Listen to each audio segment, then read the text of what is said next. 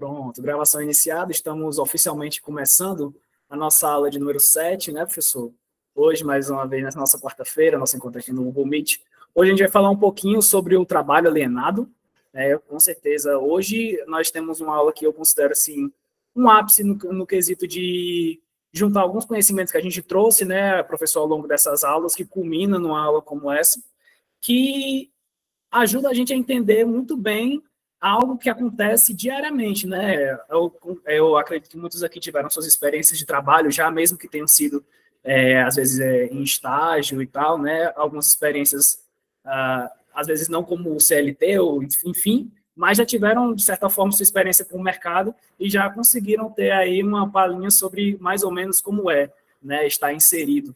Então, a gente vai hoje ouvir, né, mais uma vez, as palavras do professor Bosco. Espero que esteja tudo certo, estou aqui por trás das câmeras. Qualquer coisa que ele der como referência e tal, eu vou tentar trazer aqui para vocês, né, deixar no chat. E, posteriormente, lá mais para tarde, a gente vai postar a nossa lista de presença, tá certo? Obrigado, o professor pode seguir. Obrigado, Diogo, mais uma vez. Obrigado a todos e a todas mais uma vez. É sempre um prazer estar com vocês. De fato, eu participo desse projeto de forma prazerosa, né?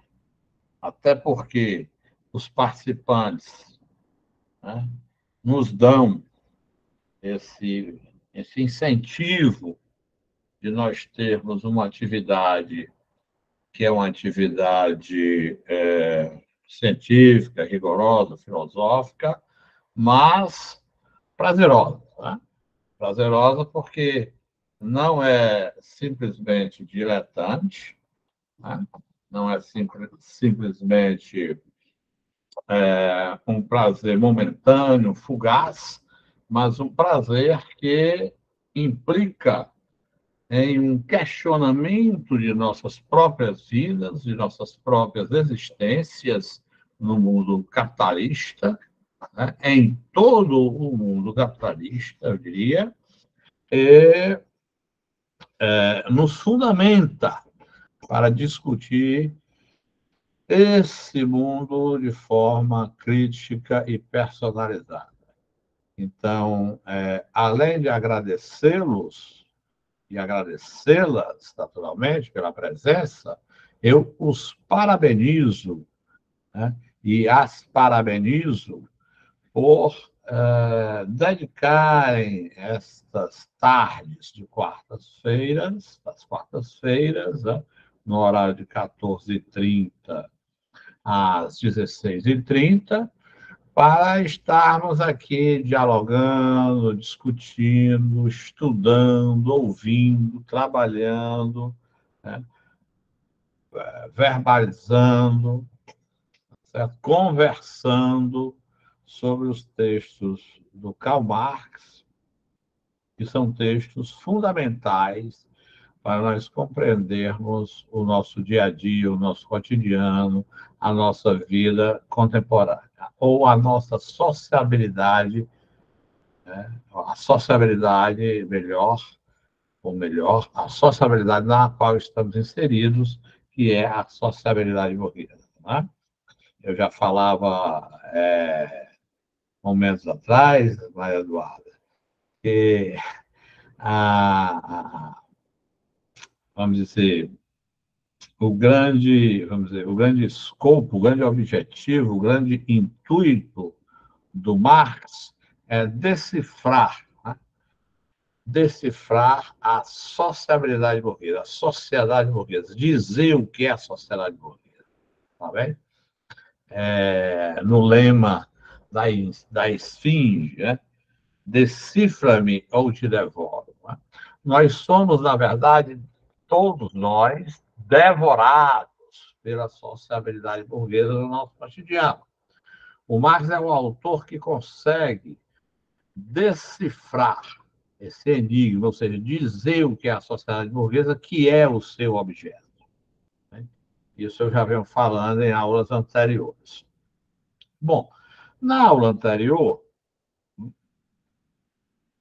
nós falávamos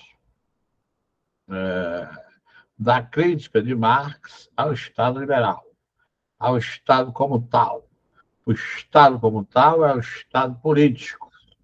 O Estado político que nós conhecemos é o Estado moderno, o Estado, o chamado Estado-nação, ou Estado de Direito, ou Estado democrático, o Estado liberal. Então, esse Estado liberal, o Marx o critica veementemente, como nós vimos na aula passada, em um texto chamado, né, Alexandre? Chamado A Questão Judaica. Muito bem.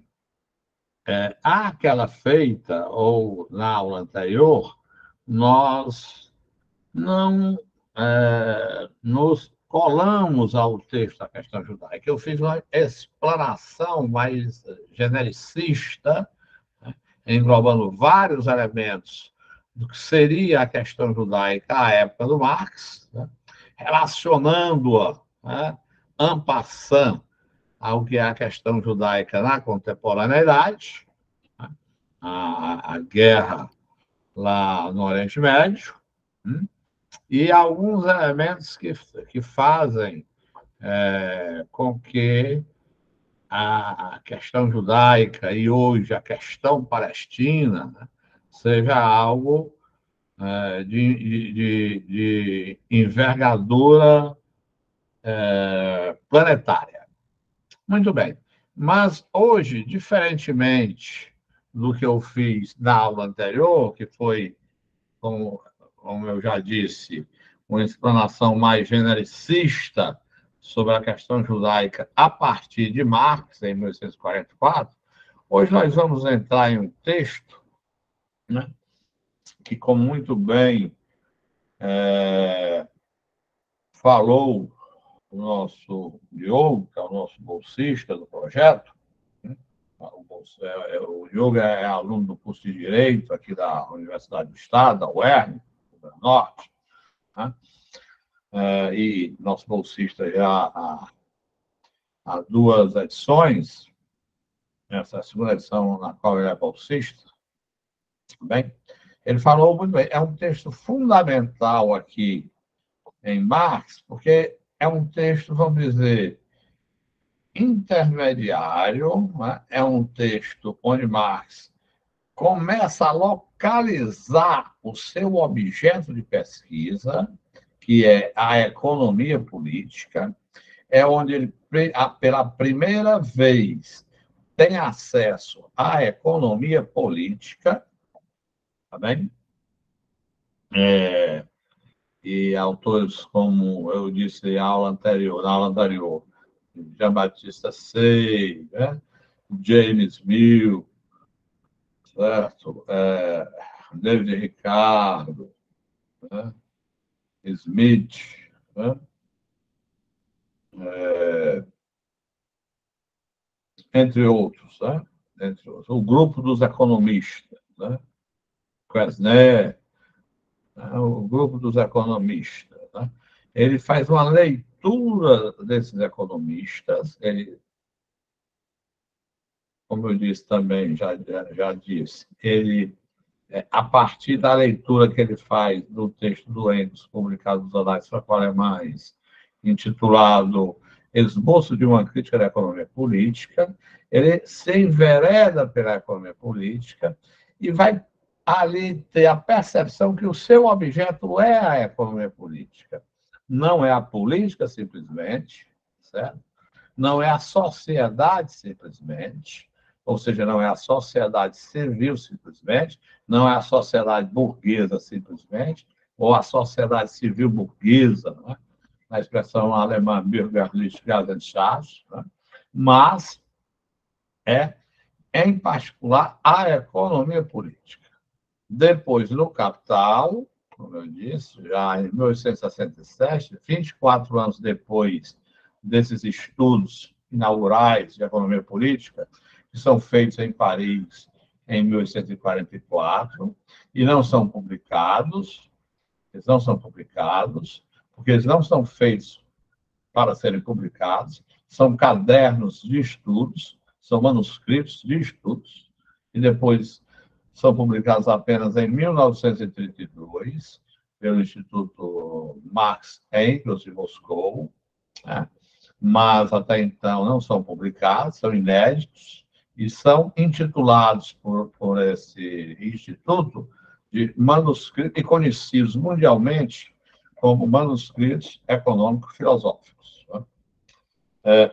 Ou para outros manuscritos parisienses, ou se eles quiserem, manuscritos de 44. Por quê? Foram escritos em Paris em 1844. Então, como eu já disse aqui, é um costume do Marx, é uma técnica de estudo, de trabalho do Marx, ler os autores e, a partir da leitura desses autores que ele vem fazendo, vem realizando, ele vai concomitantemente fazendo as suas observações quanto ao que dizem os autores. E aí ele apresenta as suas teses, apresenta as suas teorias, a partir do que os autores escrevem. Bom, então, como eu estava dizendo, Cícero, inicialmente, né, eu vou fazer hoje diferente do que eu fiz na aula anterior. Como eu disse na aula anterior, eu fiz uma exposição mais genericista, achei que ficou bom, achei que ficou diferente, né? Mas, como eu me comprometi, aliás, como eu anunciei, né, iria fazer um estudo da obra de forma imanente, ou a partir da leitura da própria obra do autor, da própria obra do Marx, eu vou agora colar no texto do Marx, estar mais colado ao texto do Marx, fazer algumas leituras do texto do Marx. Esse texto vocês têm em mãos, é um texto das edições 70, o meu livro já está bem desgastado, já está bastante usado, né? Eu tenho outras edições, mas esse eu costumo usar, né? Até por um certo, vamos dizer, carinho, né? Pelos estudos que eu iniciei aqui com esse material, né? Embora Marx diga que não tem carinho pelos livros, né? Que os livros para ele são seus escravos, mas isso é conversa de filósofo, né? Nós não somos filósofos, nós somos estudiosos da filosofia, e então nós... Né? Pois não. Nós temos um certo carinho, né, pelos nossos textos, nossos materiais, nossos textos. Bom, então vamos iniciar aqui. Já disse, o texto é o trabalho alienado, nas edições 70, certo? Eu deixei duas com vocês, uma nova e essa mais antiga aqui, né? Essa é de, se eu não me engano, é de 1980, eu não tenho certeza agora no momento.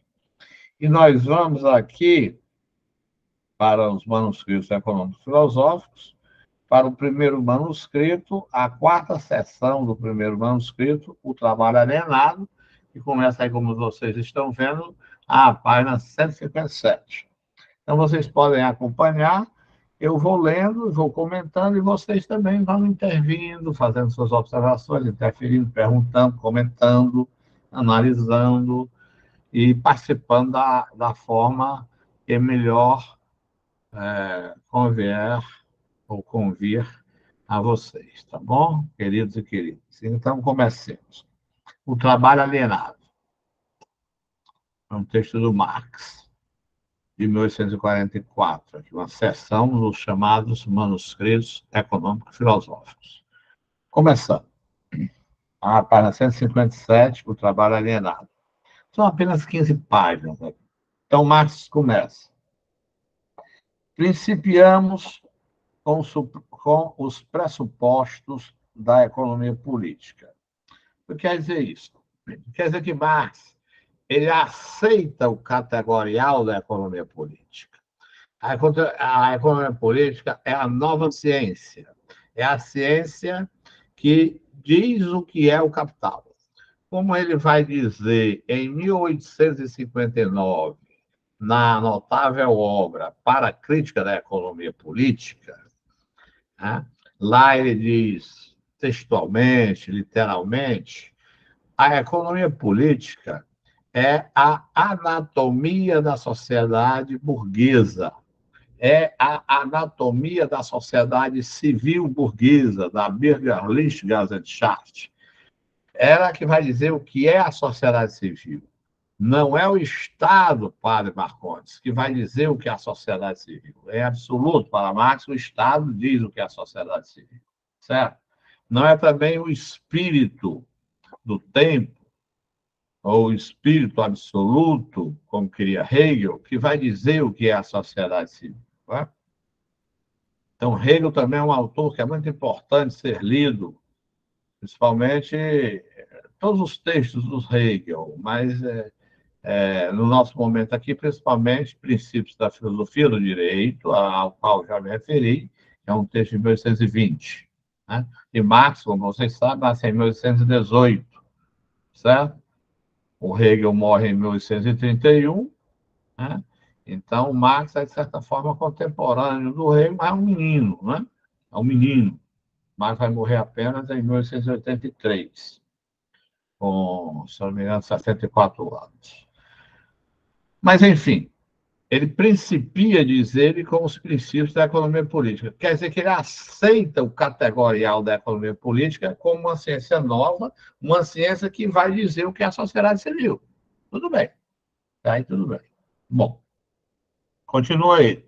Cito. Aceitamos a sua terminologia e as suas leis, ou seja, ele aceita aquele categorial da economia política. Do que a economia política vai falar? Ela vai falar de salário, vai falar de terra, de renda da terra, de renda fundiária, de lucro, né? De trabalho, né? Trabalho assalariado, certo? Vai falar da produção, da, da troca, da distribuição, da riqueza, da acumulação. Tudo isso são elementos, são categorias da economia política clássica. E o Marx aceita esse categorial.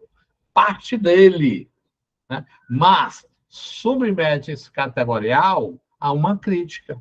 Ele está fazendo filosofia, desculpem, ele está fazendo uma ciência, mas uma ciência crítica, uma crítica da economia política. Marx não é um continuador da economia política.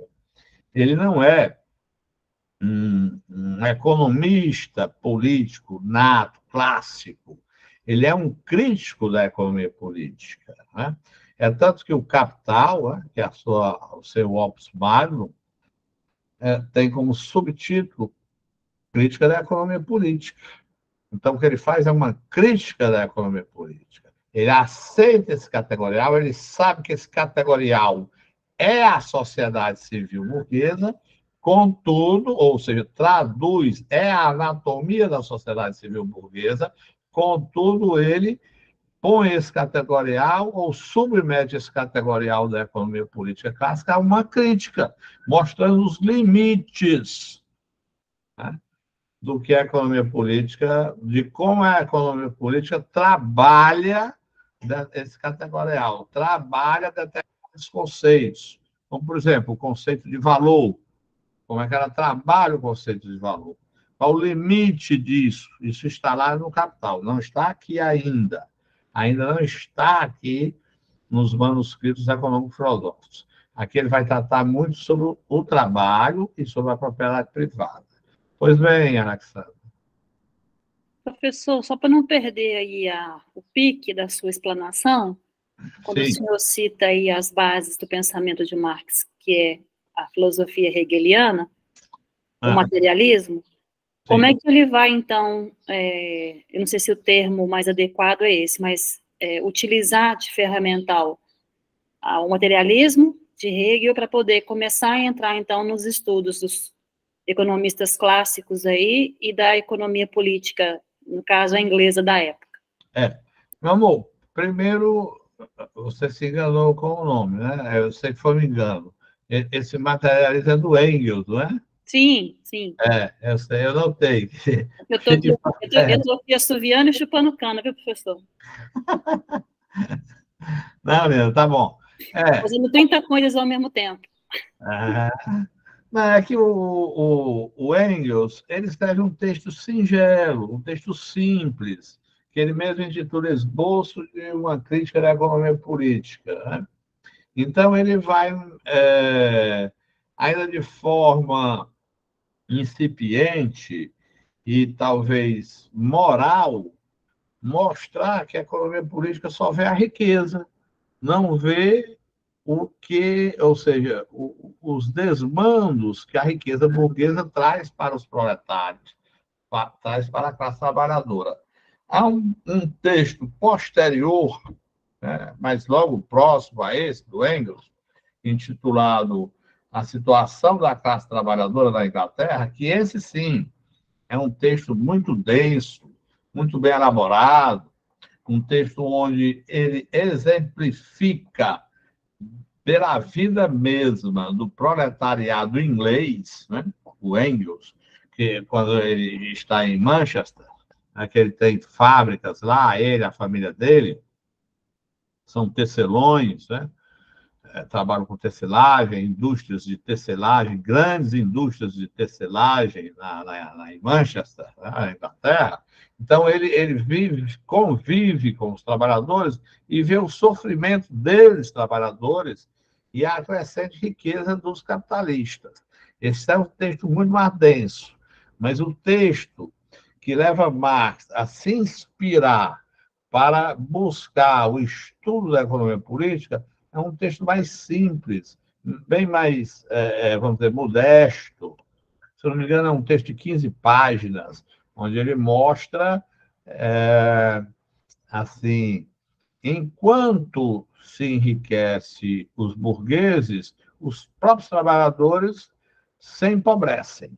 Isso é que leva Marx um tanto um quanto ainda numa leitura moral, talvez, do Engels, em relação a isso. O Marx, aqui nos manuscritos, embora ainda de forma ainda incipiente, penso eu, né? Mas é um texto muito bom, mas ainda de forma incipiente, o Marx já adentra cientificamente a uma crítica da economia política, ultrapassando ao Engels, né? Então, esse materialismo é isso, é essa visão engelsiana de como o trabalho produz riqueza para uma classe e produz pobreza para outra classe, que é o proletariado. É isso que eu penso, viu, querida? A meu ver, é isso, certo? Como sempre, certeiro, professor, entendi. Obrigado, querido. Então, vamos lá. Continuando. Cito. Pressupusemos a propriedade privada, a separação do trabalho, essa separação do trabalho aqui é a divisão do trabalho, né? Capital e terra, como também dos salários, separação dos salários, lucro do capital e renda, e ainda a divisão do trabalho, novamente, né? A concorrência lá entre os trabalhadores e a entre os capitalistas, o conceito de valor de troca, etc. Isso é o categorial da economia política. Esses outros, como troca, distribuição, consumo, acumulação, etc. Tudo está no grupo dos economistas, da economia política clássica, né? Bom, a partir da economia política, com as suas próprias palavras, mostramos que o trabalhador desce até ao nível de mercadoria, né?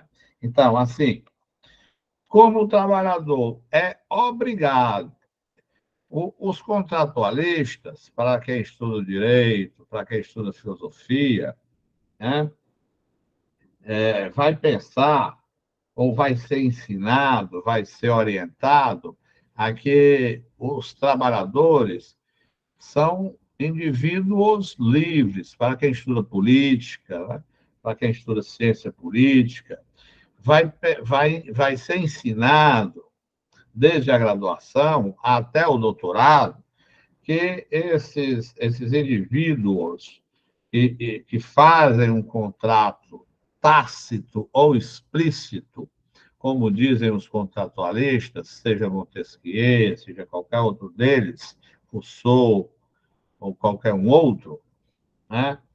Eles fazem esse contrato de uma forma livre, né? Mas não é. Eles são submetidos, são obrigados a fazer esse contrato. Se vocês quiserem compreender isso detalhadamente, como deve ser compreendido, vocês podem ter uma aula com a Maria Eduarda Rodrigues. A Maria Eduarda é minha orientanda no PIBIC, né, o projeto de iniciação científica, de bolsa de iniciação científica, e ela estudou o capítulo 24 do Capital. Lá no capítulo 24 do livro 1 do Capital, o Marx mostra a violência que se faz contra as camadas populares subalternas, em especial o campesinato, para forçá-los, né, Maria Eduarda? Para forçá-los a submetê-los, subjugá-los, né? A sujeitá-los, vamos dizer assim, ou sujeitá-los a entrarem no mercado de trabalho e se verem obrigados a vender a sua força de trabalho. Então, não há trabalho livre no capital. O sujeito é obrigado, por força de uma transformação, uma revolução no modo de produção feudal, que culmina com a construção do modo de produção capitalista, a fazer com que os trabalhadores se submetam ao regime do salariato, ao regime do trabalho assalariado, que não existia à época. Esse trabalho assalariado faz com que o indivíduo, ele, trabalhador, se insira, ele mesmo se veja inserido, né? Obrigatoriamente, compulsoriamente inserido na esfera das mercadorias, porque ele mesmo agora é obrigado a vender a sua força de trabalho para poder sobreviver, né? Antes ele sobreviveu mediante uma relação de suzerania e vassalagem, né? Que era a relação feudal, suzerania e vassalagem. Não havia, Alaine, a separação entre, não é isso, Everton? Entre a sociedade civil e a sociedade política, né? A vida civil dos indivíduos era a sua condição política. Então, se ele nascia servo camponês, ele permaneceria servo camponês. As revoluções políticas que elevariam ou elevam de forma democrática, na forma da lei, né? ou de uma maneira simplesmente formal, legal, jurídica, né? Por um organismo que vem da sociedade e se põe acima dela, que é o organismo jurídico-político, que é o Estado, né? Ele, então, o Estado agora é quem determina a relação contratual entre os indivíduos que, por lei, estão livres. Quer dizer, eles podem ou não vender a força de trabalho, mas se eles não a vender, eles vão morrer de fome, porque não vão ter subsistência, né? E o pior, o que ocorre, é que o trabalhador no capitalismo ele sempre tem que buscar trabalho. Ele, além de se submeter ao trabalho, Domício, além de se subjugar ao trabalho, ele tem ainda que procurar trabalho, buscar trabalho. Tá? Ele não apenas é submetido, subjugado, sujeitado ao trabalho salariado, ao regime salariado, como ele tem que correr atrás do trabalho. E o trabalho hoje está cada vez mais difícil. Né? A visão que nós temos aqui, nesse momento, é uma visão, diria, ontológica de Marx sobre o trabalho. Mas eu não compactuo com essa visão. né? Ela está aqui porque ela está num texto do Marx e eu estou passando esse texto agora, né? Mas o Marx, muito para frente das suas pesquisas, no livro 3 do Capital, ele sugere que o trabalho vai desaparecer por conta das concorrências entre os capitalistas que os obriga ao incremento em novas tecnologias que fazem com que o trabalhador tenda a cada vez mais não ter trabalho. Não tem trabalho. O trabalhador é substituído pelas máquinas. Então, essa é uma. Não quero entrar agora nesse detalhe, acho que não devemos entrar para frente, sim, agora não. Mas essa é uma visão aí discutível, controversa, dentro da própria, eu diria, marxologia, né? Dos estudos marxianos, marxicólogos. Né? Mas é isso, certo? O trabalhador, ele, aqui no nosso caso, nos manuscritos econômicos filosóficos de 44, ele está obrigado a trabalhar para conseguir sua subsistência, ou seja, a vender a sua força de trabalho. Significa isso que ele se insere, o trabalhador, pessoalmente, na esfera das mercadorias. O trabalhador também é mercadoria. Então, aqui o Marx já sabe que tudo é mercadoria. No Capital, ele vai dizer que a forma da sociabilidade burguesa é o valor. É o valor. Tá? O valor a partir do trabalho abstrato que produz mercadorias para as trocas.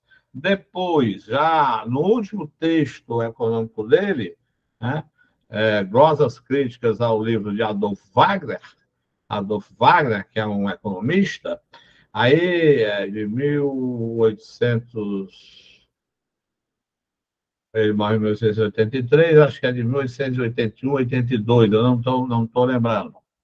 Mas nessa obra, ele vai dizer que a forma da sociedade burguesa é a forma mercadoria. Definitivamente, ele conclui conceitualmente que a forma na sociedade burguesa é a mercadoria. É a mercadoria, ou seja, que tudo é mercadoria. Por isso que o trabalhador, aqui está dizendo em 44, se vê obrigado a se inserir pessoalmente, Cícero, na esfera das mercadorias. Tá bom? Então, vamos dar continuidade um pouco mais à frente, para a gente poder caminhar, porque o tempo passa rápido. Então, próximo parágrafo. Cito. A economia política parte do fato da propriedade privada. Então, a economia política sabe o que é a propriedade privada. Ela parte dali. Sabe o que é, não. Ela parte da propriedade privada. Sabe que existe a propriedade privada. Ela parte dali. Né? Então, a propriedade privada é uma categoria da economia política. Ótimo. Agora sim, o que é que o Marx diz? Não o explica. Ela não explica o que é a propriedade privada. Pronto. Então, o que é que o Marx faz? É buscar explicar o que é a propriedade privada. É por isso que na aula próxima nós vamos fazer a relação entre propriedade privada e trabalho alienado. Na próxima aula, para que é isso, que é uma aula mais, vamos dizer, mais leve, mas para que a gente consiga apreender essa relação de uma forma mais precisa. A relação entre propriedade privada e trabalho alienado. Porque ela não explica o que é a propriedade privada. Ela apenas diz, a propriedade privada, certo? Existe a propriedade privada. Faz parte do seu categorial, do categorial da economia política. Mas ela não explica a propriedade privada. Concebe a economia política, diz Marx, o processo material da propriedade privada como ele ocorre na realidade. Muito bem. Em fórmulas gerais e abstratas, que em seguida lhe servem de leis. Né? É como se a propriedade privada fosse algo eterno e imutável. Ela existe e, a partir dela, é que se constrói uma ciência que é a economia política clássica. Sem explicar o que é a propriedade privada. Pressupõe esse fato, parte desse pressuposto, mas não o explica. Continua Marx.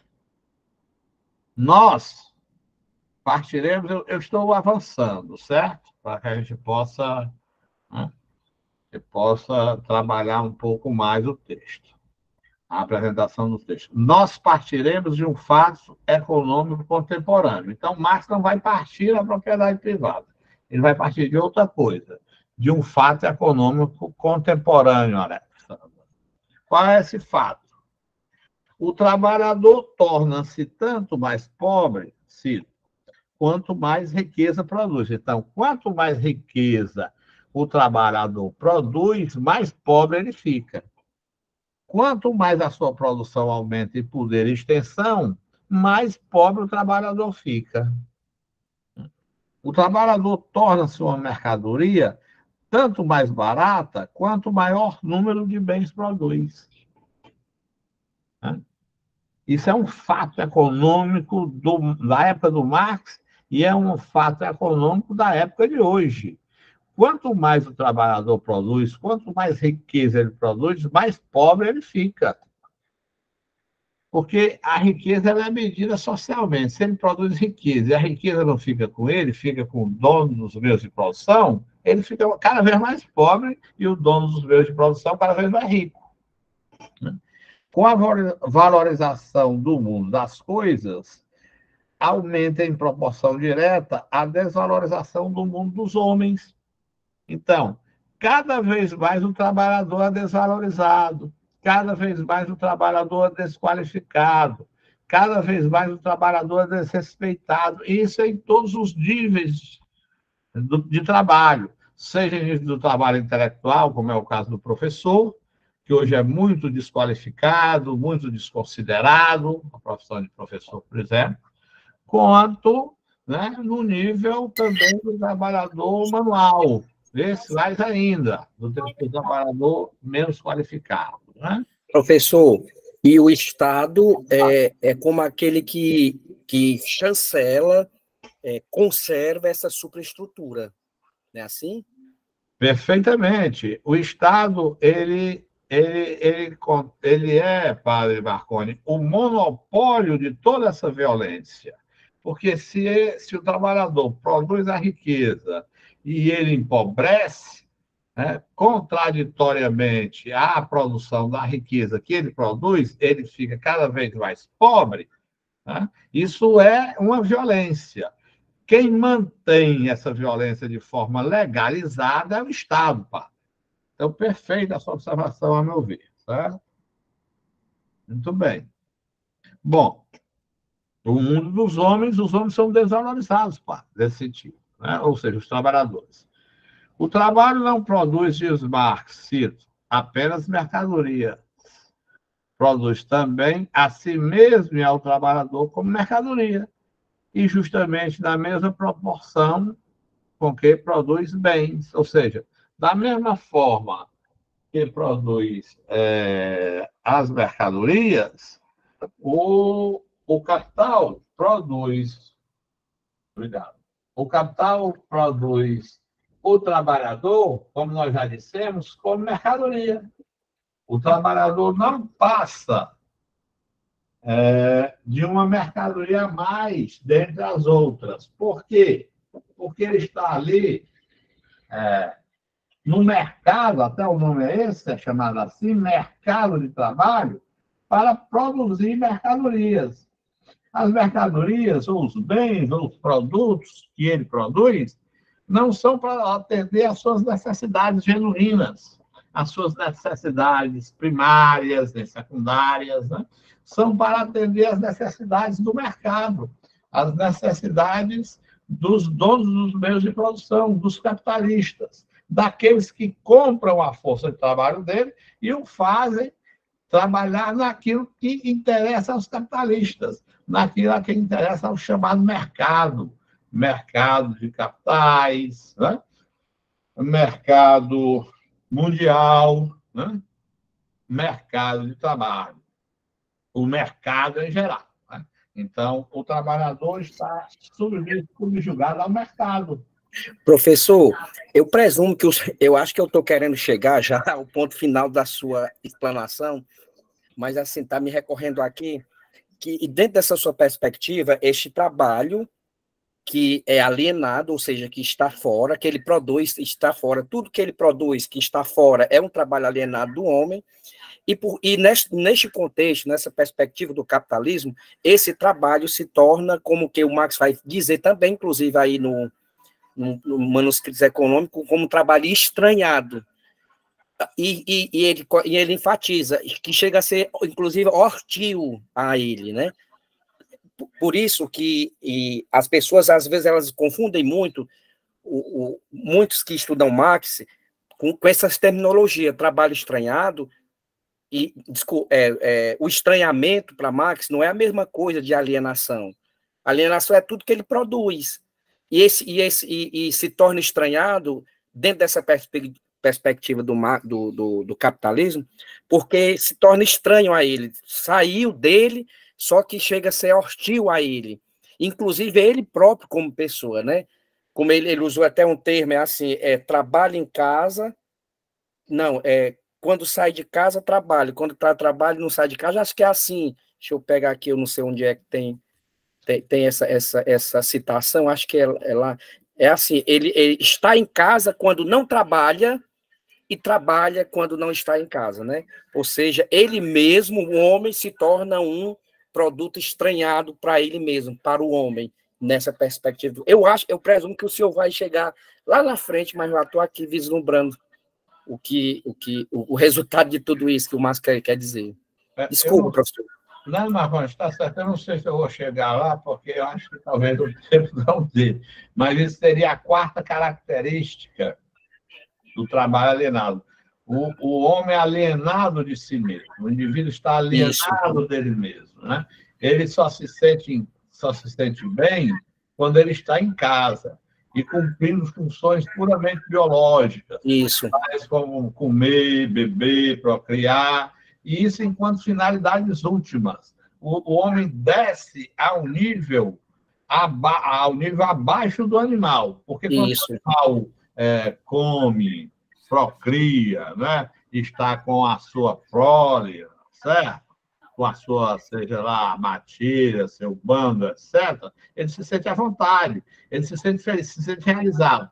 Mas quando o homem chega em casa, ele se sente como que refugiado, e ali ele se sente homem, quando ele ali não é homem, ele está cumprindo funções puramente biológicas, porque quando ele está fora, ou seja, no trabalho, ele está submetido, desprezado, subjugado, violentado, alienado, estranhado dele mesmo, né? Usado, né?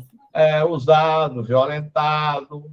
Então, assim é que ele só tem esse refúgio na própria casa, no próprio lar. E mesmo no lar, ele não se sente à vontade. Não se sente à vontade porque ele não se realiza enquanto homem. Ele se realizaria enquanto homem, segundo Marx, enquanto trabalhador. Por quê? Porque ele transformaria a natureza, e ele transformaria a natureza tendo em vista atender às suas necessidades materiais, primeiramente materiais. Ao atender às suas necessidades materiais, ele se reconheceria enquanto homem, reconheceria o outro nele mesmo, porque via no outro homem um trabalhador que nem ele, que atenderia às necessidades dele também, ajudaria a atender às suas próprias necessidades, reconheceria também a sociedade ou a sociabilidade, porque saberia que estaria vivendo em um conjunto social, em uma sociedade, em uma sociabilidade, em que os indivíduos estariam associados na busca do atendimento das suas necessidades. Mas não, os indivíduos estão na sociedade apenas como joguete de poderes estranhos, os interesses que não são deles, mas que são do sistema, que são do capitalismo, que são de outras pessoas, dos capitalistas. Certo, meu querido? É essa perspectiva, tá certo? Pois não, Alexandra, diga aí. Diga, minha querida. Não, professor, estou só dialogando aqui com o padre Marconi, que eu lembrei aqui da fala do professor Ricardo Antunes. Sim. Ele fala que nessa perspectiva é que se entende a etimologia da palavra latina trabalho, que é o tripalium, né? Que era um objeto de tortura. É verdade. Mas vejamos, né? Vejamos. o trabalho, muito bem lembrado aí o nome do professor Ricardo Antunes, que é um grande professor, né, um grande marxista que nós temos no Brasil, né, é um professor da Unicamp, inclusive orientei um trabalho lá para uma doutoranda dele, lá, acho que a moça já até terminou, mas é isso, o trabalho, ele tem, desde as suas origens, né, desde a sociedade primitiva, Alexandre, nós aqui vamos fugir um pouco dos textos, e as nossas conversas, elas também são interessantes, por isso que a gente foge um pouco, às vezes, dos textos, mas não que a gente fuja da temática, né?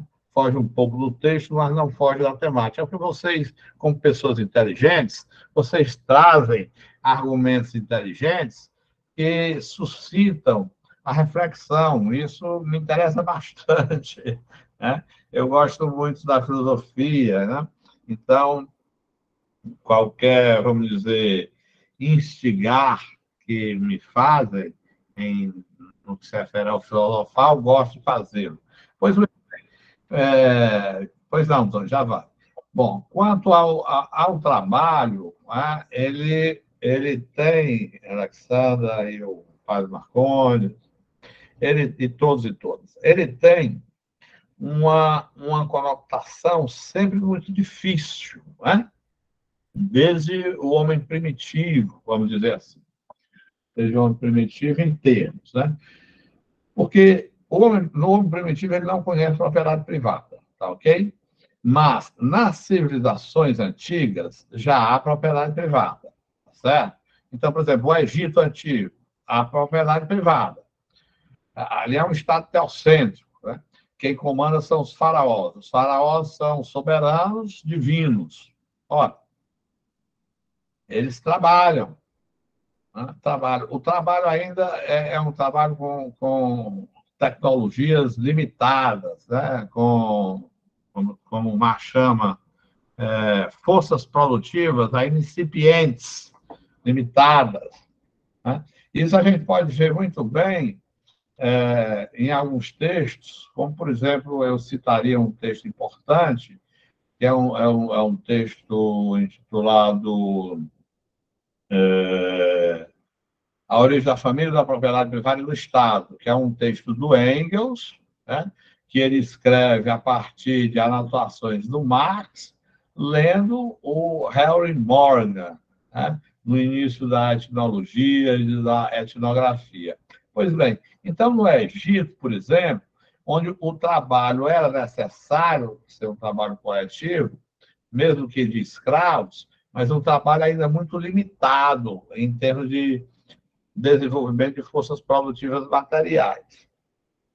E tinham como principal fonte a agricultura, fonte de riqueza a agricultura, e a agricultura muito proveniente do Nilo. Eles tinham um instrumento chamado nilômetro, que quem conhecia esse nilômetro eram os escribas, eram os sacerdotes, certo? Daí você vê a ligação que há, Alexandra, Padre Marcondes, e todos e todas, a ligação muito imbricada que há entre política e religião, que sempre houve entre política e religião. Então, os sacerdotes que diziam que o faraó tinha um dom de divindade, eles passavam para o faraó a época das cheias do Nilo.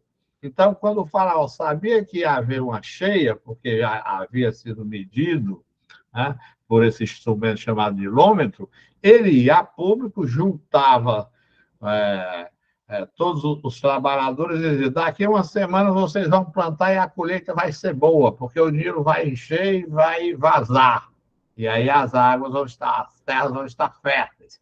Ou seja, para manter o faraó no poder, era usado esse tipo de artimanha, né, de recurso, vamos dizer, ritualístico, sacerdotal, para manter aquele indivíduo no poder como um indivíduo, o faraó como um ser divino, né?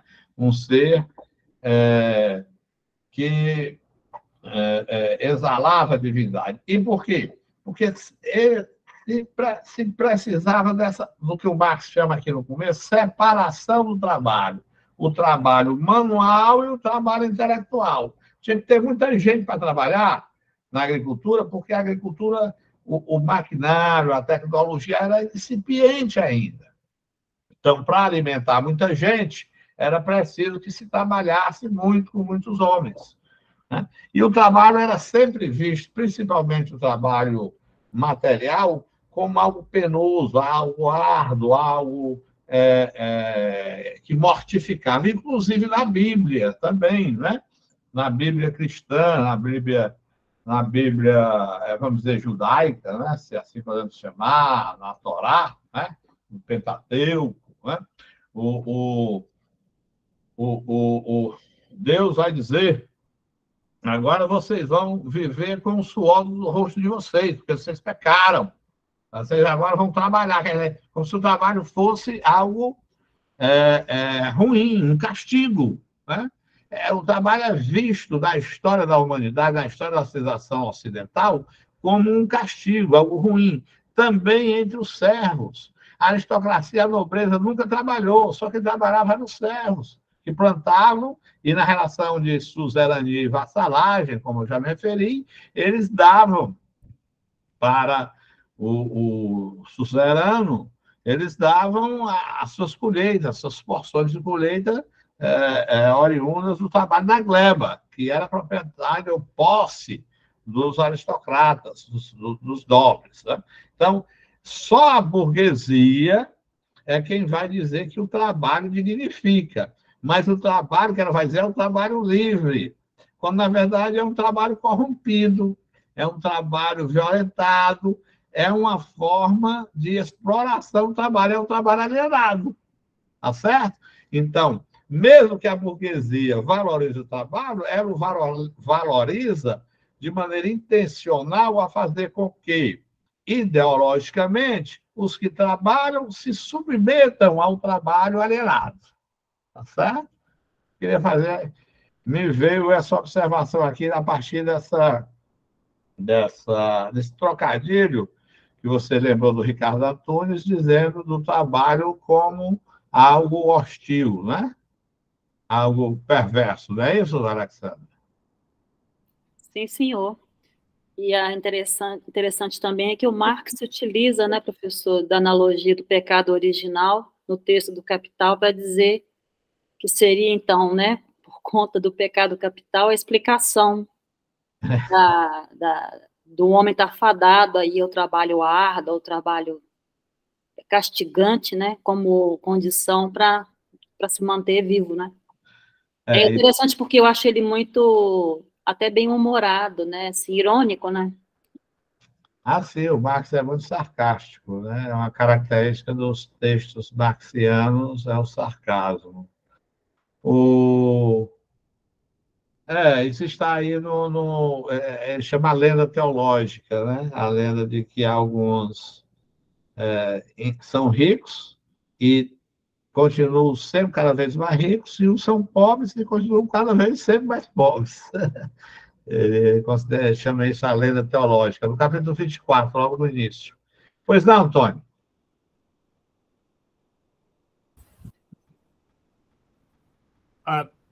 Me ouvem? Sim, sim. O que eu notei aqui, no que diz respeito à propriedade privada, assim, durante um certo tempo, ele teve o Proudhon como uma referência, não sei, até agora não entendi se foi uma referência muito negativa ou positiva, mas em 1840 o Proudhon escreve o que é a propriedade. Que é a propriedade? E aí, logo em seguida, nós vamos ter, 4 anos depois, né, a redação desses manuscritos, que, de certa forma, aqui ele faz menção à propriedade, digamos, em sentido restrito, né, a propriedade privada. Depois, em 46, o Proudhon vai escrever a Filosofia da Miséria, o Sistema das Contradições Econômicas, tendo como base também a noção dele de propriedade, que a propriedade é roubo, propriedade em geral é roubo. E aí é que o Marx escreve um contraponto à teoria do Proudhon, que é a Filosofia da Miséria, em que ele contesta a visão proudhoniana de propriedade. Então, o que eu queria entender é o seguinte, é que me parece que os textos de Marx, os dois textos, né, tanto os manuscritos como a Filosofia da Miséria, são tentativas de contrapor essa visão meio, não sei se é idealista da propriedade, ou essa visão radical do Proudhon da propriedade. Eu queria entender assim, essa é uma interpretação que a gente pode por aí, é uma interpretação correta, que esses escritos podem servir como contraponto a uma visão radical, ampla e um tanto idealista de propriedade?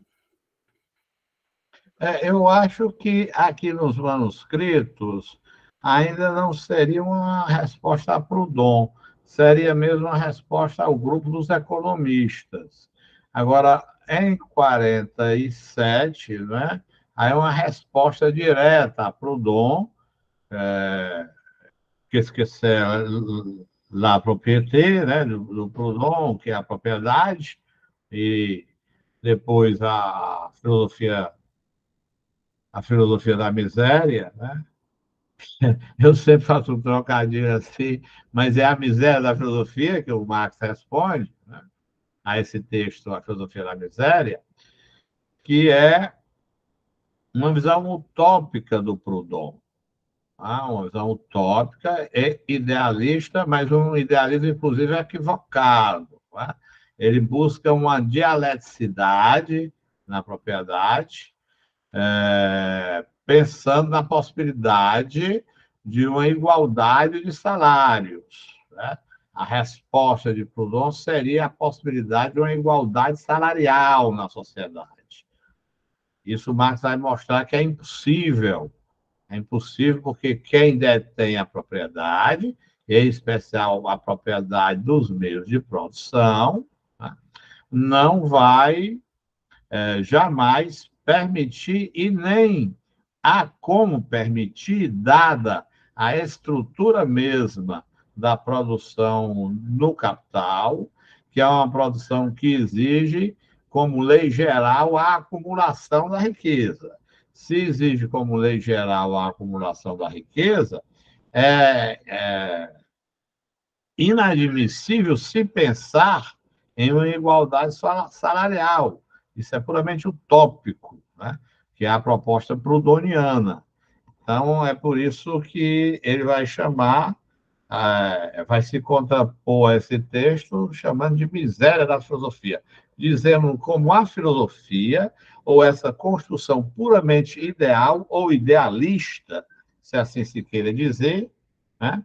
E, de fato, é idealista porque ela é tacanha nesse sentido, ela não seria idealista porque ela tende a partir de uma base material, mas como ela não consegue estabelecer, dar conta da estrutura material, da acumulação que estruturalmente sustenta o modo de produção capitalista, a acumulação da riqueza, que é uma divisão da riqueza, uma igualdade de riqueza entre todos, é algo puramente utópico, algo que não se realizaria. O problema aí político que eu vejo, que é político, mais político, né? Eu acho que o interessante na leitura da miséria da filosofia, né? Porque aqui em português nós temos uma tradução muito ruim da filosofia da miséria. Temos uma tradução melhor em espanhol, né? Filosofia da miséria do Proudhon. E muitos proudhonianos, né, reclamam disso.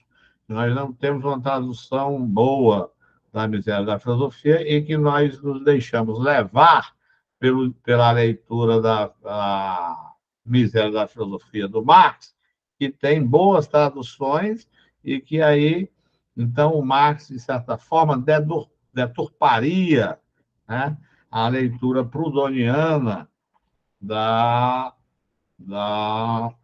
filosofia da miséria. Eu já tive como ter acesso à filosofia da miséria e não vi nenhum acréscimo de texto que melhorasse a formulação proudhoniana, em absoluto. E o que eu sugiro para o Tônio, para todos e todas, é que leiam o capítulo sobre a metafísica da economia política, na filosofia da miséria, que ali é o centro da crítica do Marx a Proudhon, nesse texto, A Miséria da Filosofia. O título é, repito, A Metafísica da Economia Política. Mostra como Proudhon ele ele utiliza o Hegel, se faz valer do Hegel, né, para supor uma dialeticidade, né, na economia política, que há um lado bom e um lado mau, e que se retira o lado mau e se fica com o lado bom dessa construção da riqueza, que seria sugerida, onde é sugerida a possibilidade de uma divisão dessa riqueza, o que no capitalismo é algo inadmissível. Basicamente, seria isso, Tônio. Pois bem, mas voltemos aqui, enquanto há tempo, né, para o nosso estudo aqui, o nosso primeiro ponto, porque o Marx vai fazer o seguinte agora. Ele vai nos dar 4 características do trabalho alienado. Então, eu sugiro a vocês a leitura desse texto. É um texto pequeno, de 15 páginas.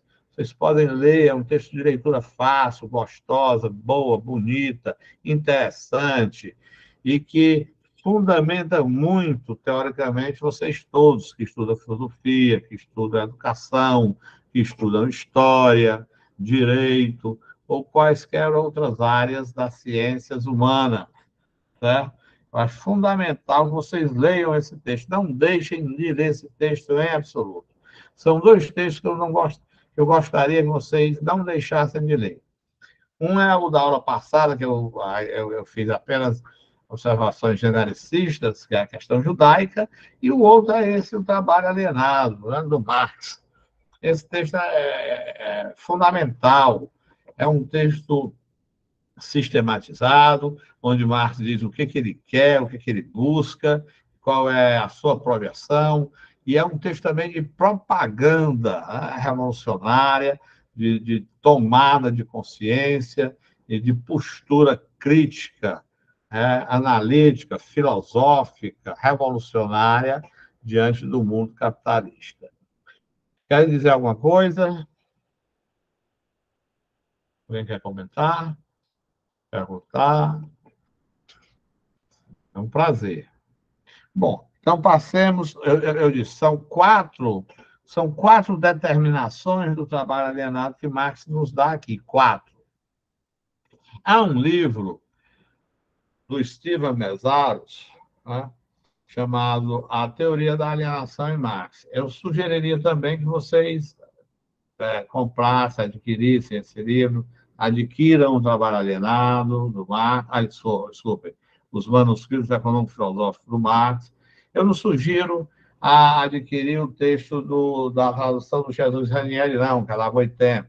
Eu prefiro essa tradução aqui das edições 70, por exemplo, tá? E não a do Jesus Ranieri, que é lá da Unicamp, né? Eu prefiro essa de Lisboa, das edições 70. Eu acho melhor, tá? Acho melhor. Embora haja muita propaganda editorial da Boitempo, mas essa edição, a meu ver, é bem melhor do que a do Jesus Ranieri, certo? Complica mais do que explica a tradução dele. Bom,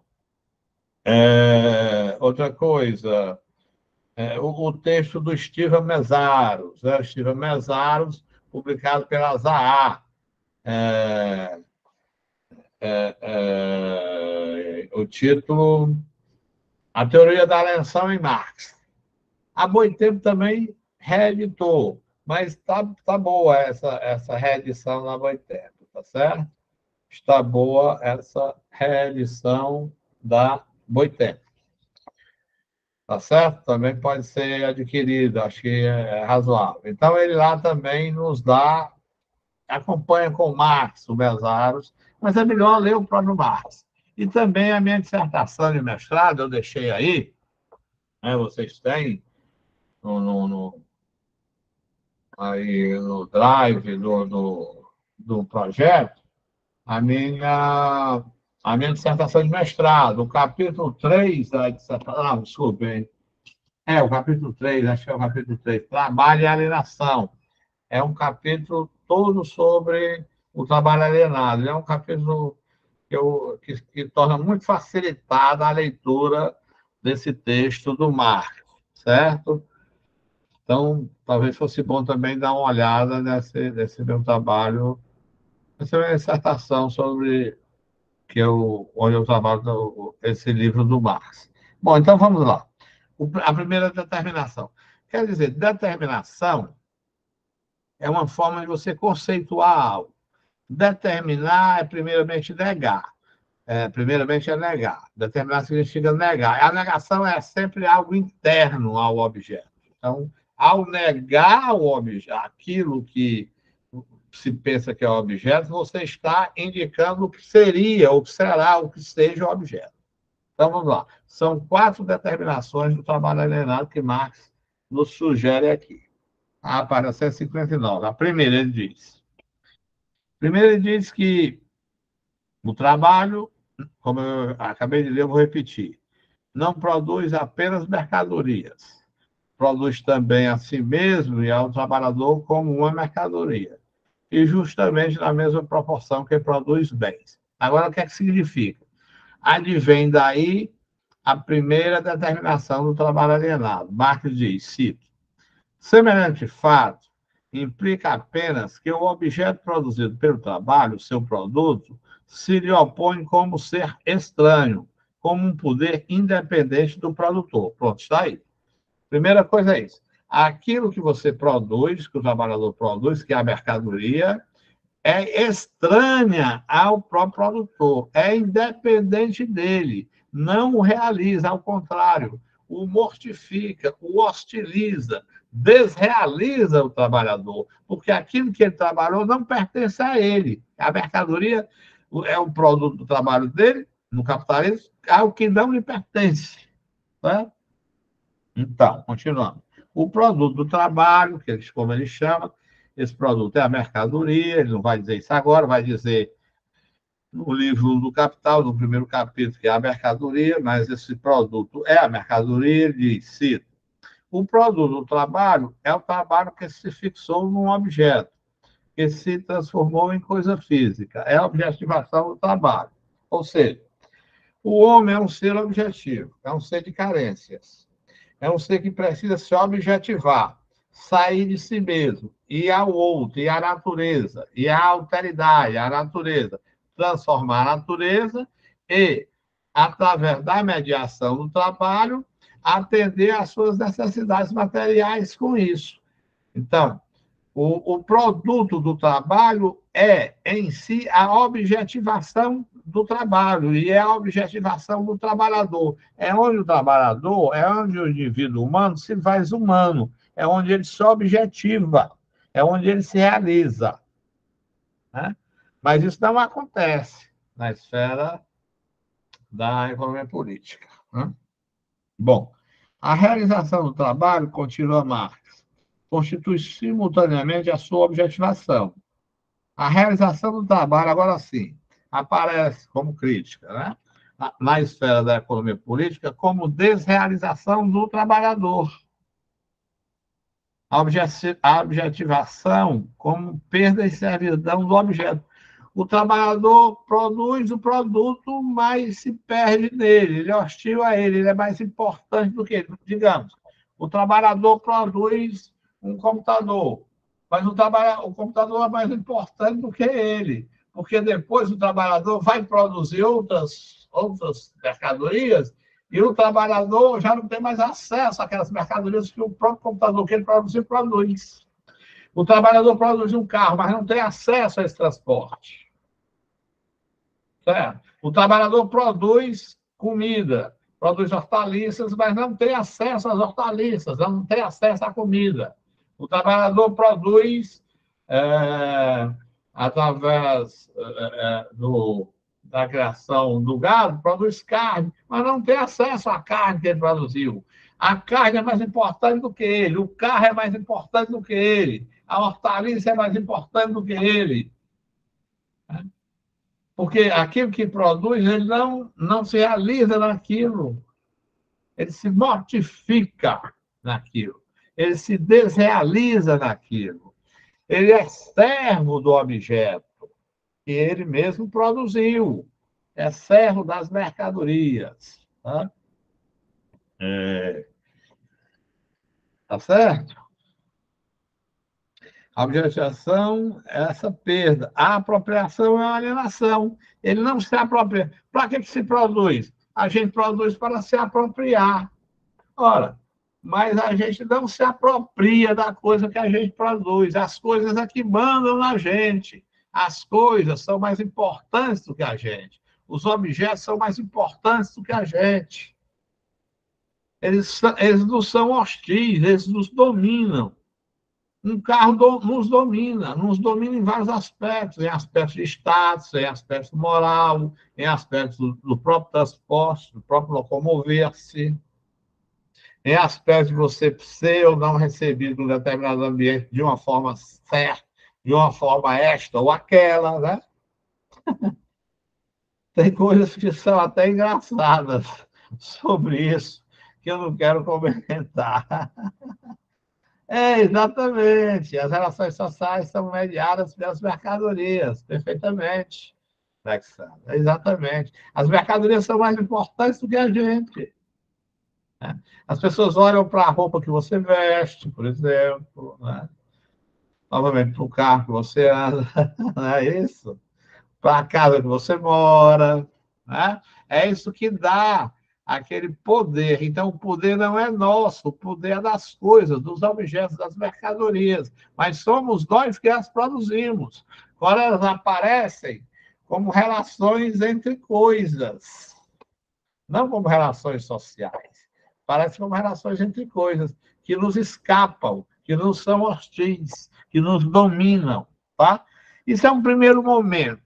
Eu vou adiantar, porque o correr da hora urge que nós adiantemos o tempo para nós termos pelo menos uma explanação, pelo menos mais geral do texto. Então, vamos aqui.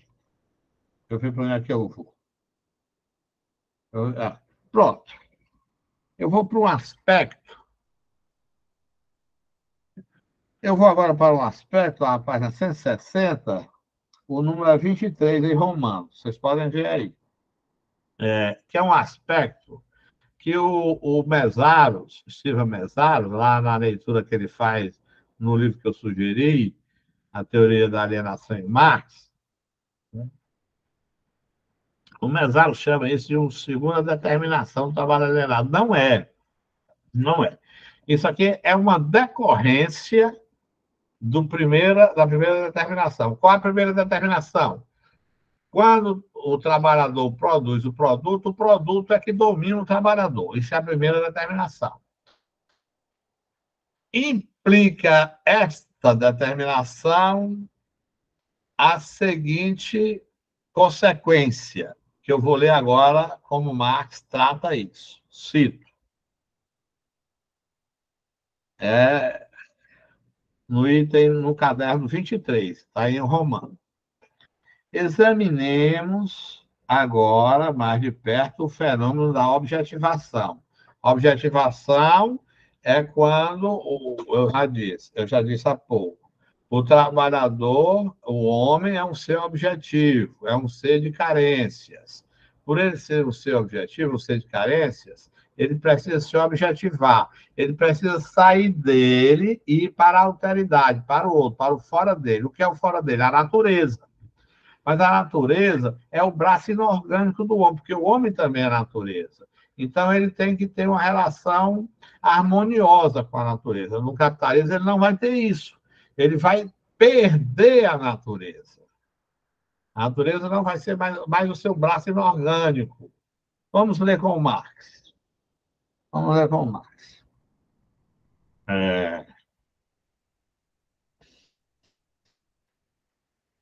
Bom, o trabalhador nada pode criar sem a natureza, sem o mundo externo sensível.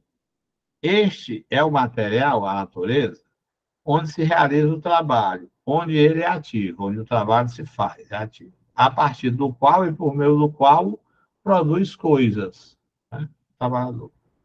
Mas, assim como a natureza fornece os meios de existência do trabalho, no sentido de que o trabalho não pode viver sem objetos nos quais se exercita, de igual modo ela proporciona os meios de existência em sentido mais restrito, a saber, os meios de existência física do próprio trabalhador. O cara tem que respirar, o cara tem que beber água, né? Ele precisa se abrigar, ele precisa do solo para plantar, etc, etc, etc. Ele precisa da natureza, ele faz parte dela.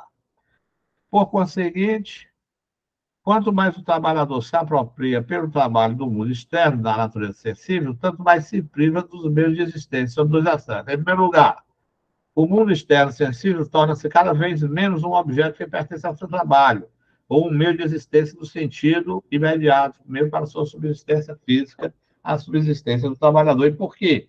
Porque quando ele vai ao trabalho de forma alienada, ele vai para a natureza não para extrair dela os seus meios de subsistência, mas ele vai para trabalhar a natureza de modo a produzir mercadorias para o mercado de vendas, né? O mercado, o produto é produzido para as vendas, para o consumo, para as trocas. Então, ele produz não para atender às suas necessidades, mas produz para atender os anseios do mercado. Certo? Do mercado. E é fora da sua cultura, fora da sua educação, fora dos seus próprios padrões, né? Uma coisa que me veio aqui, assim, de imediato, eu nunca tinha pensado nisso, mas vamos dizer, se produz muito aqui no Nordeste, agora a pitaia. Vocês sabem o que é pitaia, né? A pitaia é uma fruta, né? Como uma fruta muito, dizem que é muito boa, já comi, agora dizem que é muito boa para a saúde, é funcional, etc, né? Mas ninguém aqui no Nordeste sabe nem o que é pitaia. Mas está no supermercado, a pitaia, tem propaganda, o capital ele vai fazendo com que as pessoas se interessem para consumir algo. Então, ele produz a pitaia, mas para produzir a pitaia, por exemplo, foi preciso devastar a caatinga, né? Não tem mais a caatinga, não tem mais a jurema, né? Não tem mais a mata da caatinga, que é endêmica aqui da região Nordeste, não há mais essa mata, né? Ela foi devastada para uma série de atividades de trabalho que interessam ao mercado. Por exemplo, para produzir carvão, que interessa para as churrascarias, para produzir lenha, que interessa para as padarias, certo? Enquanto isso se destrói a natureza, se depreda a natureza. Então, a natureza não mais pertence ao trabalhador, entende? Ela pertence aos dos meios de produção que querem produzir para o mercado consumidor. Esse é um exemplo bem simples de como há uma perda da natureza. A objetivação ela não consegue ser realizada, porque o trabalhador não tem mais acesso, inclusive, à própria natureza, né? Isso também, né? Um outro exemplo aí do algodão, que era da Alexandra. Então, continuemos. Então, nos dois sentidos, cito, portanto, o trabalhador torna-se servo do objeto. Em primeiro lugar, pelo fato de receber um objeto de trabalho. Olha, ele é servo do objeto, primeiro porque o objeto o domina, o hostiliza, o objeto é mais importante do que ele. Segundo, porque ele recebe um objeto de trabalho. O cara diz, planta pitaia. Ele queria plantar feijão, por exemplo, para comer. Por exemplo, queria plantar mandioca para fazer farinha para comer com feijão, como é costume na região Nordeste. Mas não vai plantar pitaia, porque o dono da empresa quer vender pitaia. O dono da empresa agrícola quer vender pitaia, vai plantar pitaia. Então, ele recebe um objeto de trabalho. Então, não há objetivação aí. Ele não está se objetivando, ele não está se realizando enquanto trabalhador e não está se realizando enquanto homem naturalmente. Isso é um trabalho alienado, como o Marx chama. Um trabalho que pertence a outrem e que esse outrem é quem manda no trabalhador. É isso que é um trabalho alienado. E essa é uma determinação dele, a primeira, do determinado pelo objeto, que o objeto é quem manda agora no trabalhador, e determinado também pelo uso que ele faz da natureza, que é um uso que ele faz de forma a não atender às suas reais necessidades materiais, mas a atender às necessidades do mercado consumidor, do mercado de trocas. Bom, deste modo, o objeto capacita-o para existir principalmente como trabalhador, e seguida como sujeito físico, porque é a partir daquele trabalho estaneado, como chamou o padre Marconi, o trabalho alienado, que ele vai comer, que ele vai comer recebendo salário para poder comprar o que ele precisa para sobreviver. E nem sempre dá para ele comprar. Aliás, na grandíssima maioria das vezes, não dá para ele comprar nem comida.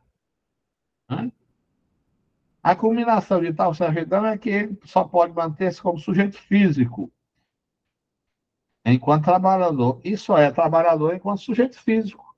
Então, o homem, ele não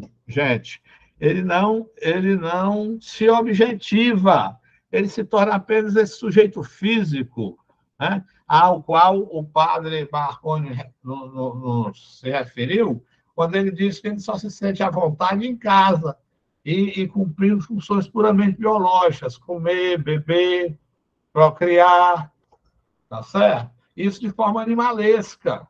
Ele não se realiza no trabalho, ele chega e se refugia na sua casa de forma animalesca. Ele se rebaixa ao nível do animal, o trabalhador. Certo?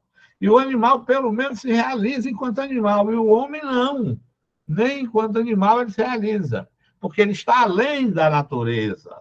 Ele é capaz de conhecer a natureza, conhecer as suas leis, mas trabalhar de forma harmônica, harmoniosa com a natureza, que é seu braço orgânico. E no capitalismo ele não consegue fazer isso, porque ele é obrigado a trabalhar de modos a que o seu trabalho sirva a outrem. Quem é esse outrem? Não é ele, não. É o capitalista. É por isso que o trabalho é alienado. Então, esta é a primeira determinação, ou essa é a primeira determinação do trabalho alienado, a que Marx faz referência. Depois dessa, ainda tem mais 3. Mas eu estou pulando aqui os parágrafos, que são muito bem elaborados do Marx, para que nós possamos ter pelo menos uma leitura panorâmica aqui do texto, né? E entendamos um pouco, e quando nós formos estudar, possamos ter uma compreensão mais, vamos dizer, abalizada, mais adequada, né? Mais orientada desse material importantíssimo. Então, voltemos aqui, sigamos aqui até a página 161 e vamos fazer uma pequena revisão aqui com o Marx. Cito. Até agora, consideramos a alienação do trabalhador só a partir de um aspecto, a saber, a sua relação com os produtos do trabalho, né? Foi o que nós vimos até aqui. No entanto, agora sim, vamos para a segunda determinação do trabalho alienado. Essa é a segunda agora. Qual é essa segunda determinação do trabalho alienado? É que eu vou ler agora, certo? O Marx diz, cito, No entanto, a alienação não se revela apenas no resultado, ou seja, no objeto, no produto, mas também no processo da produção. A alienação está já no processo da produção, no interior da própria atividade produtiva. É o que ele vai chamar de alienação ativa. Como poderia o trabalhador estar alienado do objeto do trabalho se ele não está alienado no próprio ato de produzir? Então, o próprio ato de produzir é uma alienação. O próprio ato de produzir é uma alienação. Como é que o Marx diz isso? Cito. Como poderia o trabalhador estar numa relação alienada com o produto da sua atividade se não se alienasse a si mesmo no próprio ato da produção? Ele pergunta. O produto da sua atividade, se não se alienasse a si mesmo no próprio ato da produção, como é que ele pode estar alienado do produto da sua atividade se ele não está alienado no próprio ato da produção? Essa alienação no próprio ato da produção ele vai chamar de alienação ativa. Vamos ver como é que ele diz isso. Cito. O produto constitui apenas resumo da atividade da produção. O que é o produto? É o resultado da produção. Isso é que é o produto. Certo? É o resumo do resultado da produção. Isso é que é o produto. Por conseguinte, diz Marx, se o produto do trabalho é a alienação, a produção, veja bem, o próprio ato de produzir, a própria produção em si, a produção em si tem de ser a alienação ativa.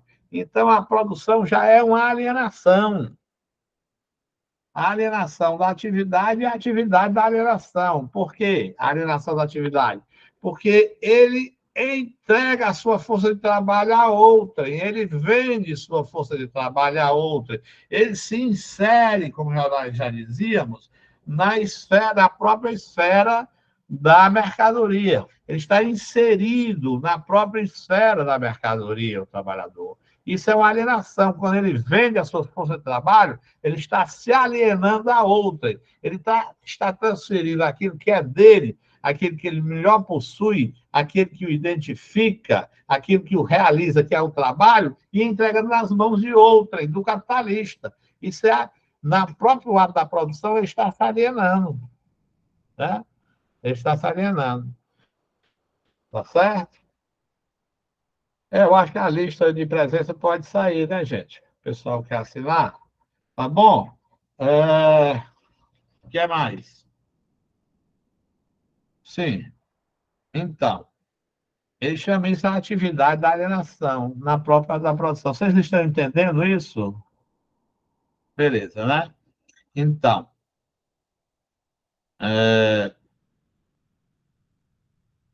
bom, acho que seria suficiente. Aí vocês vão ler isso aí, porque ele vai explicitar isso aqui, explicar, pormenorizar isso aqui, certo? Tá bom? Pronto, eu vou só chegar aqui num momento, o padre Marconi, que o senhor falava, viu? Só aqui em atenção. Certo, professor. Ele diz assim, padre, eu vou citar.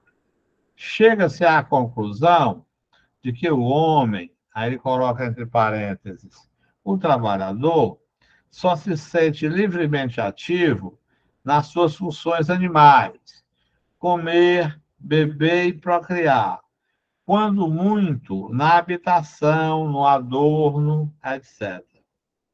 Enquanto nas funções humanas se vê reduzido a animal. O elemento animal torna-se humano e o humano animal. Aquilo que eu comentei, padre. E ele continua, cito, comer, beber e procriar, etc., são também certamente genuínas funções humanas, mas abstratamente consideradas, como é o caso que nós vimos tratando aqui, no capital, no capitalismo, né?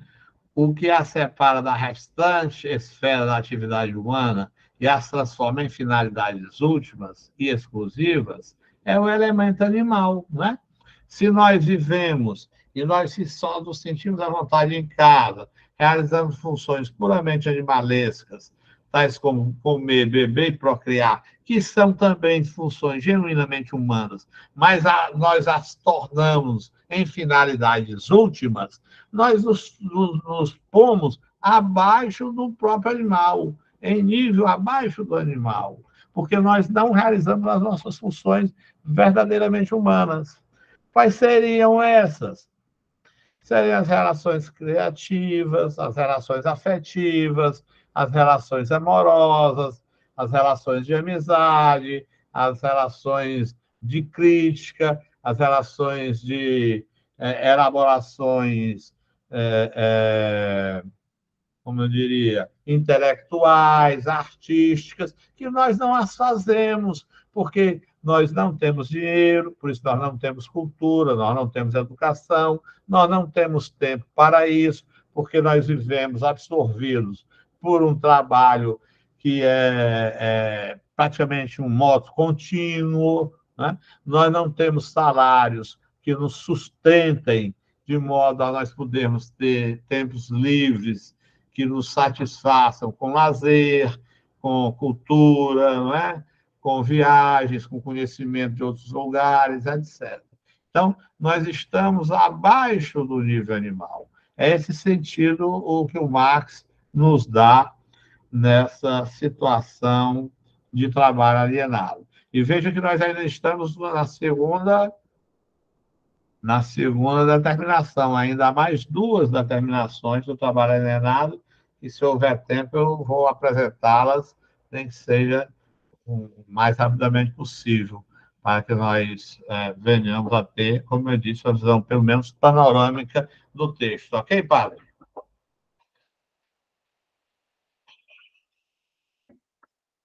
Ok? Pois não, Antônio? Pode falar, meu querido.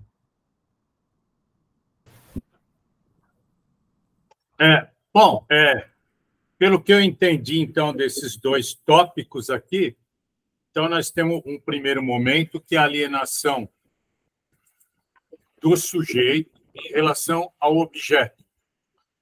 E o segundo, que é decorrência da primeira, alienação do sujeito em relação a ele mesmo por conta da atividade alienada. É isso? Não, o segundo decorrente do primeiro, que está em relação... Porque, na verdade, Tony, são momentos concomitantes, né? Não são momentos estanques. Eles ocorrem... Aqui nós estamos apresentando enquanto determinações, vamos dizer, em separado, por uma consideração puramente metodológica e didática, mas são momentos que ocorrem simultaneamente, concomitantemente, certo? O primeiro a primeira determinação, a determinação em relação ao objeto, o que implica a alienação em relação à natureza. O segundo, sim, a alienação em relação à própria atividade produtiva, que eles chamam de alienação ativa, Tony. Sim, Tony. Certo. Certo? Beleza, Tony. Sim, Alexandre. Ou não? Professor, partindo do pressuposto, você tem aí diversos tipos de trabalho, né? E uma organização social desses trabalhos, né? Dessas, não vou chamar nem de profissões, mas de ofícios, sei lá. A gente poderia pensar assim, você está falando, eu estou pensando aqui, a alienação é alienação, sempre, ou existem aí gradações de trabalhos mais alienantes do que outros? Por exemplo, o senhor citou aí o trabalho intelectual como propriamente uma condição humana, né, de criação, de especulação, de estudo, de criação de ideias. Quando um trabalho, por exemplo, ele suscita esse ofício, quer dizer, ele te obriga, né, é um trabalho, vamos dizer, mais intelectual do que propriamente operacional, a gente pode entender ou não que ele é menos ou mais, existe uma gradação, ou todo trabalho na perspectiva do capital, ele é alienante? Bom, Alexandre, todo trabalho na perspectiva do capital ele é alienante. Agora, sim,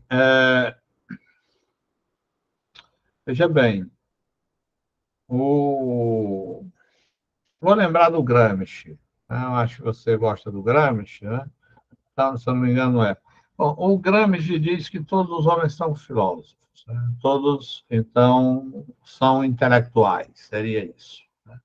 Mas há um elemento que não pode jamais ser desconsiderado. É que há, na sociedade capitalista, uma cisão completa, uma separação entre o trabalho manual, material e o trabalho intelectual, né? O trabalho manual não é, em absoluto, qualificado a partir vamos dizer, de uma elaboração intelectual, em absoluto. Ele é apenas um trabalho muito mais mecanicista. Muito embora, aí sim, há uma contradição, aí eu diria uma contradição in adjecto, né? Uma contradição em termos, uma contradição determinante no próprio trabalho no capitalismo, que ele mesmo, enquanto trabalho intelectual, ele é uma alienação também. Por quê? Vejamos bem o professor, em especial o professor universitário, que é um pesquisador, que é um leitor, que é um sujeito que se graduou, que se especializou, que tem um mestrado, que se doutorou, que tem pesquisas, etc, etc, etc. E tem ali que tem um certo limite intelectual. Ele é um mero professor, embora tenha várias especializações na sua área, mas ele não passa de um professor. Há uma gradação aí para os intelectuais. E dos intelectuais, uma outra gradação, eu achei muito interessante essa palavra, por isso que eu estou repetindo, uma outra gradação para os teóricos. Mas veja, os próprios teóricos são alienados e implicam na alienação dos intelectuais e esses na alienação dos professores. Eu vou dar um exemplo, e eu estou lembrando aqui do Tony Neto, que está aqui presente, que teve há pouco tempo, que fez uma pesquisa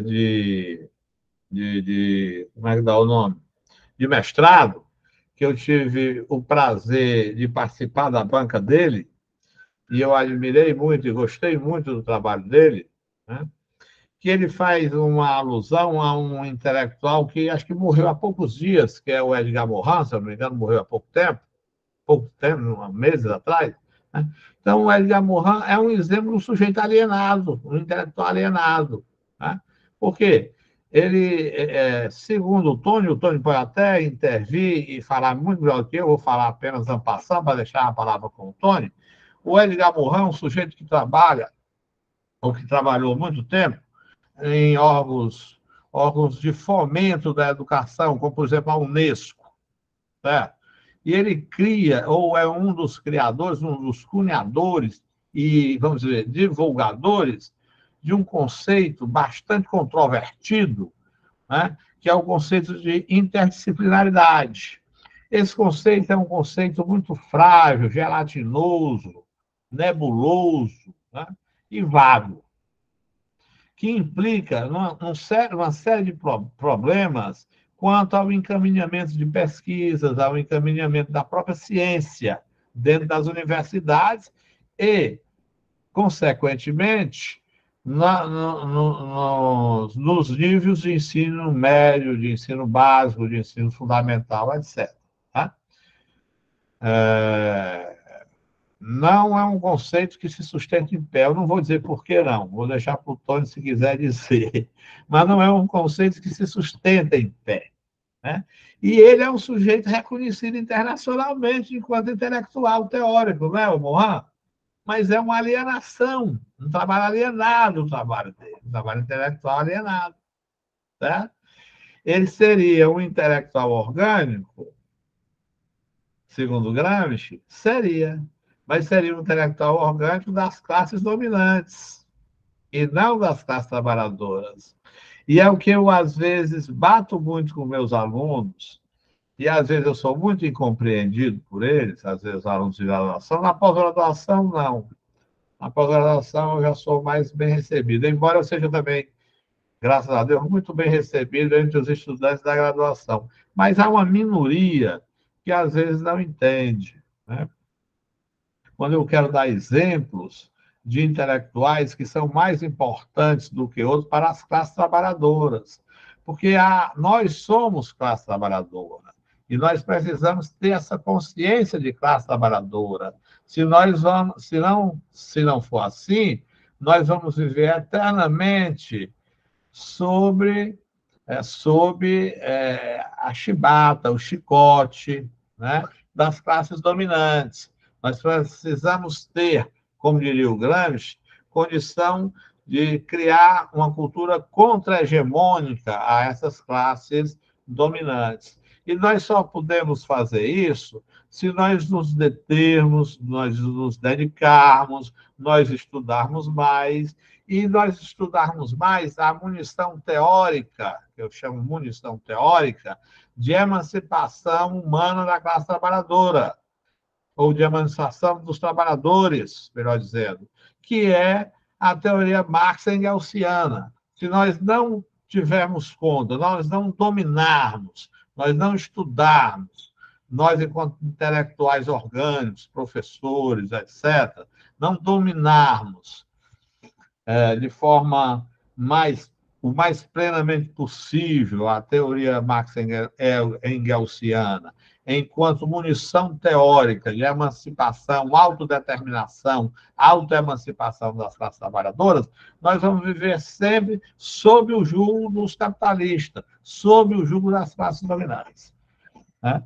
Isso eu achei muito boa a tua intervenção, que me possibilitou fazer essa reflexão. Se o Tony quiser fazer alguma consideração, fique à vontade. Se não, seria por aí. O que você diz, Tony? Eu só queria... Eu achei exato isso que o senhor falou, mas acho que dentro disso cabe só um conselho, né, para a gente que está estudando, sobretudo na graduação, que é a presença muito já consolidada, né, de algumas décadas para cá, desses intelectuais orgânicos nas ementas, nos cursos, nas aulas. Né? Isso é um perigo, porque não é apenas a presença dos intelectuais orgânicos, como Foucault, Edgar Morin, Nietzsche, Gusdorff, Japiaçu, não é só isso. O concomitante apagamento dos intelectuais mais críticos, clássicos, daqueles que são mesmo imprescindíveis. E, realmente, infelizmente, em alguns programas de pós-graduação é que a gente vai encontrar mais presença desses intelectuais, porque eles são mais necessários na construção da ciência, principalmente no aspecto básico dela, no aspecto fundamental. Era isso. De resto, achei que o professor Bosco Brito foi fundamental, foi preciso aí. Pois é, muito obrigado, Tony, muito obrigado, Alexandra. Eu acho que nós estamos nos encaminhando aqui para o final. Eu vou apenas ler aqui a terceira determinação do trabalho alienado, como o Marx se refere. Aqui no meu texto, a página 163, e no caderno do Marx, em Aores Romano, é o 24, anotado. Então, cito. Temos ainda de inferir uma terceira determinação do trabalho alienado a partir das duas que já consideramos. O homem é um ser genético. Ele vai dizer agora aqui o seguinte, eu vou apenas comentar. Ele vai dizer agora o seguinte: nós estamos alienados da sociabilidade, da genericidade, do ser genérico, porque nós somos, como disse o padre Marcondes, estranhados uns aos outros. Nós não somos educados, por exemplo, para sermos camaradas, nós somos educados para sermos concorrentes, nós estamos sempre em oposição uns aos outros. Então, nós nunca nos encontramos, nós nunca nos realizamos enquanto indivíduos sociais, enquanto forças sociais. É um outro elemento determinante do trabalho alienado, tá certo? Eu vou ler o que ele diz. Cito. O homem é um ser genérico, não só no sentido de que faz objeto seu, prática e teoricamente a espécie, tanto a sua própria como a das outras coisas, mas também, e agora, trata-se apenas de outra expressão para a mesma coisa, no sentido de que ele se comporta perante si próprio como uma espécie presente, viva, como um ser universal, e, portanto, livre, né? E, portanto, livre. Então, é isso. Né? Nós, enquanto seres pensantes, seres de consciência, nós somos seres universais, porque nós damos conta da nossa sociabilidade, damos conta da natureza, e por isso nós somos livres e universais. Se o trabalho alienado nos impede de ser assim. Né? Nos impede de ser assim. O trabalho alienado é, como diz o Steven Meszaros, a raiz de todo o complexo de alienações que é a sociedade burguesa. A sociedade burguesa, para o Meszaros, é um complexo de alienações. E o trabalho alienado é a raiz deste complexo de alienações. Eu achei ele muito feliz quando ele diz isso, né? Então, Marx diz ainda, assim como as plantas, os animais, os minerais, o ar, a luz, etc., constituem, do ponto de vista teórico, uma parte da consciência humana, enquanto objetos da ciência natural e da arte, são a natureza inorgânica espiritual do homem, né? Os seus meios de vida intelectuais, que ele deve primeiro preparar para a fruição e perpetuação. Assim também, do ponto de vista prático, formam uma parte da vida e da atividade humanas. Aí ele vai falar dessa universalidade humana, né? Que o homem conhece a natureza e que ele deve tratar a natureza de forma orgânica, de forma a integrar-se a ela, etc. Coisas que as pessoas normalmente não entendem, né? Pensam que o pensamento marxiano ainda é um pensamento distante da natureza e, portanto, um pensamento que tem esse débito para com a ecologia, para com o meio ambiente, etc. Em absoluto está apresentado. Contudo, de forma incipiente, é claro, nós estamos no século XIX, não há ainda essa crise que nós temos hoje da natureza, essa crise climática, essa crise ambiental, não é assim? Mas já apresenta essas necessidades, né, fundamentais de que o homem se integre, se insira à natureza, gente. Tá bom?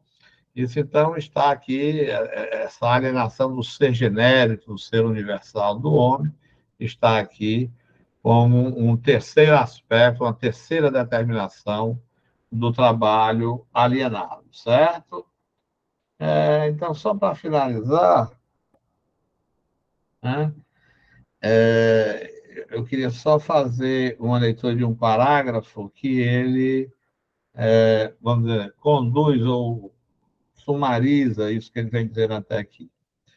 Uma vez que o trabalho alienado, primeiro, aliena a natureza do homem, segundo, aliena o homem de si mesmo, a sua função ativa, a sua atividade vital, aliena igualmente o homem a respeito da espécie, né? A respeito da sua genericidade, do seu ser genérico, da espécie humana. Né? Transforma a vida genérica em meio da vida individual. Ou seja, só há entre nós relações interesseiras.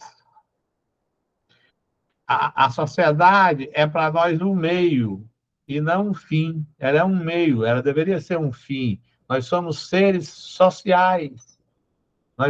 Não somos indivíduos em separados, atomizados, como somos na realidade do capitalismo, atomizados, individualistas, egoístas, sordidamente egoístas. Nós não deveríamos ser isso.